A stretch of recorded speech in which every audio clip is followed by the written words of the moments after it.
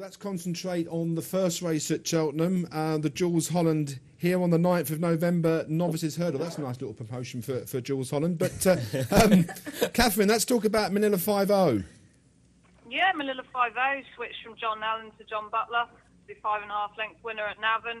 Quite interested in the chances of Kilbury Kid, to be honest, winning Irish Pointer. Very impressed with his victories over here so far. David, let's touch on this 2 o'clock. What are your views? The one I quite like is Creepy, who I think will improve again for this step up to 3 mile. I've been really sort of taken with him. They pitched him in at the deep end last year, and he was a bit of a sink or swim thing. And I think they knew they got a decent horse. I was taken with him again at Chepstow, despite making a bit of a mess of the last. He seemed had things back under control again. Step up to 3 miles, only going to be in his favour today. I think he's got a really good chance. Sorry, go on. I was going to say the one I'm not particularly keen on, down the bottom, I'm not really keen on Ariel. I think he's got a bit of a hole in him. He's had bleeding problems before, and I'm not entirely convinced 3 mile round here is his cup of tea. So, is it fair to say, David, also with Ariel, that he's going to prefer going right-handed? I mean, I remember the trainer quote was that he prefers going right-handed, so going left at Cheltenham's not going to suit him.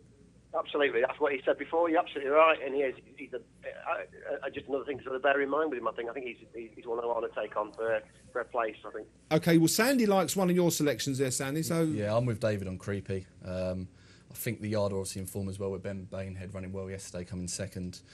Creepy's run 7 times in his career to date. 3 of those runs have actually come around Cheltenham, so he's adept with the course.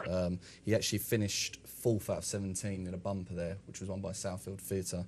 He then ran the following month in a Grade 2 novice event where he came 4th behind Coneygree on heavy ground. And then in April he ran a handicap where he was second off a mark of 130. He actually got beaten that day by a horse called Party Rock, who subsequently won at Aintree. The form is very solid. He ran at Chepstow at the start of this month, which he won easily. I fancy Creepy big time in this race, and I think he's going to run well today. Okay, Catherine? Yeah. Your actual selection, I mean, obviously you've touched on Kilbury Kid. Do you want to quickly mention that one?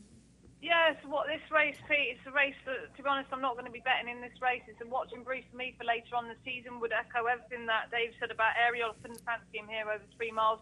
But out of the 2, Manila 5-0 and Kilbury Kid, I'll be with Kilbury Kid. I thought his Irish pint form was lovely, and I've been impressed with him so far. And you're also in terrific form, because I forgot to mention that yesterday you banged in a trackmate 9-1. Brilliant forecast in there on Thursday night on our live show, and presumably you were there and you was delighted. You had a little flutter on it. I didn't have any money on it. Oh, Catherine. I didn't want to jinx him, but Trackmate he's a horse I've been following ever since his win at Aintree in May. I've spent a lot of time at the James Evans stable. Beautiful setup over there. James is a fantastic trainer. Trackmate, well, what a little fighter. He's not sure he was entirely in love with coming down the hill, but he fought yesterday, and just what a gritty performance coming up the hill. That horse, a tiny horse with a serious engine. Okay, thanks for your selection in the 2 o'clock as well. And David, your selection for the 2 o'clock? Will be Creepy. Okay, and talking about someone who's creepy, Sandy. Yeah, I'm with Creepy as well. I'd like to quickly touch on Oscar Magic if we have enough time. You can't obviously ignore the Twiston Davis form at the moment. He won a New Habit late September. The race didn't have much depth to it. He did jump slightly to his left as well, which wouldn't actually be out of place at Cheltenham. What caught my eye about Oscar Magic was when he won at Haydock that day. He made a mistake 2 out, but he re-rallied and actually found a lot under pressure, and that did impress me. He'd have to run to a mark of about 135 to win this race, though, and he's only rated 120. Okay, well, for what it's worth, guys, I do like Oscar Magic. I think, if I'm right in saying that the new one followed a similar route last year, run at Newton Abbot, exactly like Oscar Magic, running a different race, but I think this one's got a good chance today. That's just my view.